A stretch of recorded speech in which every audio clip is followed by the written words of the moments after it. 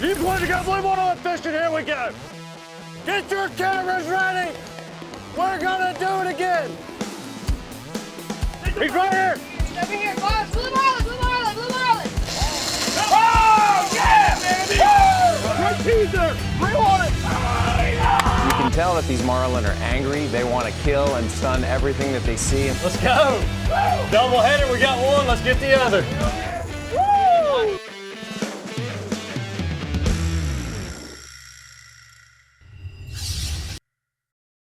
Roland Beamish, thank you so much for sitting down and talking to me today. How long have you been running a tackle shop out of St. Augustine? We've been in St. Augustine for about 7 years now. I traveled all over for about 25 years, and I got tired of traveling. I wanted to be home with my wife and kids, and St. Augustine was the best place for us, so this is where we are. It's a beautiful place. Really, really cool culture there, cool history, and good fishing. I know when I travel, I always like to go to the local tackle shop. It's where I can get the best scoop on that fishery. You know what these boats are pulling behind them, and you know what the teams on the water are doing and seeing every single one of them. Can you expand a little bit on the fishery of St. Augustine and what's being pulled out there? Yeah, so this time of year, April, May is normally the best time. Even into June, we get the Gulf Stream eddies that come up through from the Bahamas, and the blue marlin action's usually good. Sailfish, mahis, tunas. A lot of guys will run to the east side, which is about 90 miles. Most East guys side of here, the Gulf Stream, correct? yes. It's about 90. It just depends. Sometimes it moves in, moves out. But a lot of the guys are, they're dredge fishing. I'm a little more old school. I like lure fishing. I feel like, you cover the ground and get bites, for bigger fish, like the lures. But nowadays, guys have sonars. They have, they're dredge fishing. So it's changed the game a little bit. I don't think you can, in the Bahamas where you used to just pull 4 lures and get tight, but now it's, the guys are tracking fish. It's a numbers game now. It's not the biggest fish, it's the numbers. But for St. Augustine, it's great here. I mean, the fishing's really good. You have chances every time you go this time of year for a blue marlin or a sail or something like that. It seems like that Gulf Stream, it generally stays between, I don't know, 40, 70 miles from, 40, 70 miles from the coast of St. Augustine. Is that right? With a width of about 40 miles? Yeah, we've seen it. It comes in even closer sometimes. It just depends on if you get southeast winds or east winds for a week. But it's generally 50 to 52 miles. And then a lot of guys with the yellowfins, from what we hear back in the day, used to be caught on this side. But now most of the guys run to the east side. That's interesting. Yeah, it's very interesting. Mm-hmm. Do you think most of the fleet is targeting more of the championship fish, the more of the meat fish like wahoo, mahi, and yellowfin, or more of the billfish out there? I feel like it's more meat fishing. There's a group of guys that love to target blue marlin, and I've always said, like, if you target blue marlin here, you're gonna get shots and chances. And it was, I think, about 7 or 8 years ago. I always wondered why there wasn't a blue marlin kill tournament here. I've always fished like the BBCs and stuff like that, and I'm like, the fishery, it's here. We held a tournament for 1 year, and there was 13 blues caught in 2 days of fishing.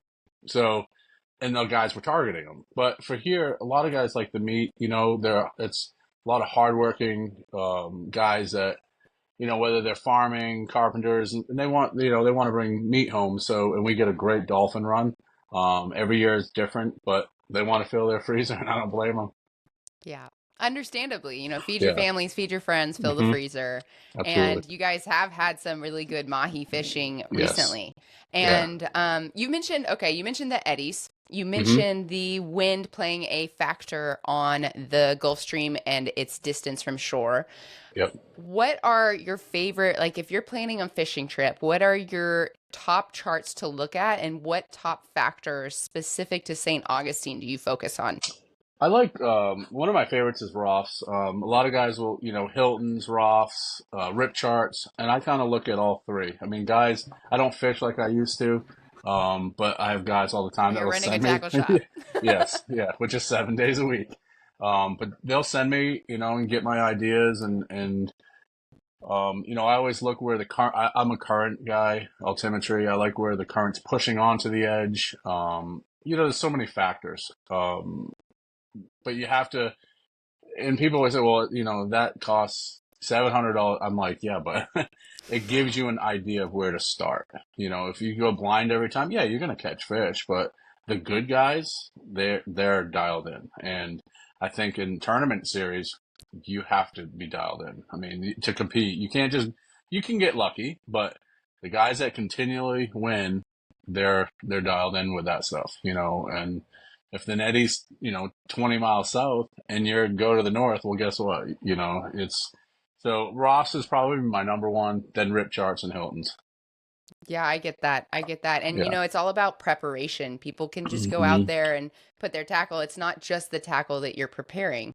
It's Correct. also reading the charts and figuring out the weather. And this week specifically, we've got some crazy weather going on during this tournament. I do want to ask you, in the East Coast, it seems to be, it's a predominant culture to have a set amount of tournament days, whether it be 3 or 4, and then have lay days in those tournament days where teams can fish either 1 or 2 days within the tournament. Right.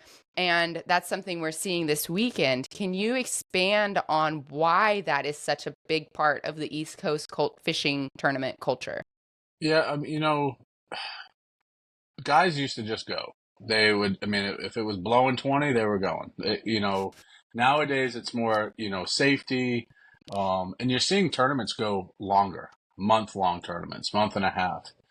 We actually did a tournament in New England that was, I think it was about a month and a half, and you were allowed a slotted amount of time, hours. Like you had to declare your trip, you could go, and guys could pick their days. I think the camaraderie of 60 boats at the marina, prepping, getting ready to fish 2 out of 3 days, it's not really like that anymore. You go to the Bahamas, you go to skips tournaments and stuff like that, and it's the best of the best battling it out, and you go to the Gulf and it's the same. But I feel like in the East Coast it's just changed a little bit. It's just not what it used to be. But the fishing's still great. There's a lot of guys. There's a lot of smaller boats too now. A lot of center consoles, and which is great. You need everybody to keep this community alive. And for us tackle stores, it doesn't matter if you have a small boat, big boat. We treat everybody the same, and you just have to be, weather conscious. Because like this week, like today, it's supposed to blow 25. So with thunderstorms and stuff like that. So I think they extended it a day, which I think is good, but it falls on Mother's Day, which is, you're gonna lose some boats and maybe some angry wives, but hopefully Mom likes to fish. Yeah, exactly. Maybe she's competitive. Exactly. Yeah, but I know the one, I think the SFC does the one in Oak Bluffs with Damon Sacco, and I think that's a week long, if I remember right. But weather can play a big factor, and it's hard to move dates. But and you're gonna have a 90-foot boat in the tournament, and then you're gonna have a 30-foot boat, so you can't really tell the 90-foot boat he can't go. So it's a fine line, and it's hard to keep everybody happy. So definitely dancing between especially for example in the Gulf of Mexico, it's all big boats. They're going out for 3 days at a time. They're not doing these single day turnarounds. I think the biggest challenge is like sonar versus non-sonar divisions. But like when you have center consoles and big boats and you're trying to balance a tournament, that's a big deal. How do you think that most of these lay days look like for these teams? What are some of the big things that they do on their lay days? It depends on where you are, but a lot of guys have just continued to prep. Lay days would kind of depends on if the rum front came in on the night before, or, guys would just chill and be ready for the next day. We used to just chill out with the guys on the docks, and because when you're fishing it's competition, but they're still your friends, and it's good to catch up with some guys that you have not seen in a while.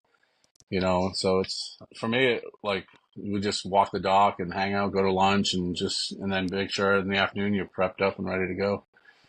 So. Do you get any lay day tackle runs to the shop? Is that a pretty predominant thing? Today's a lay day, so I'm sure we're going to be busy. Yeah, and what do you think? also go ahead.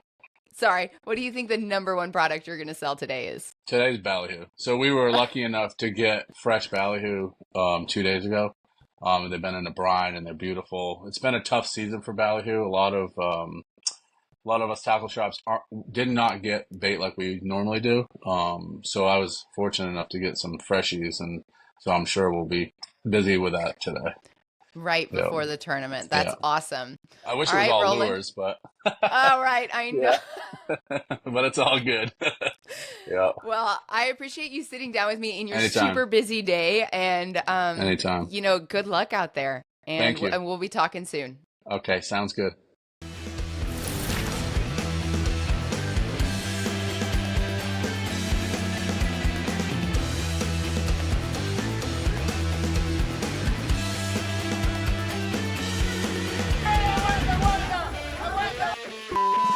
That doesn't make you excited. You need to go take up golf or something else.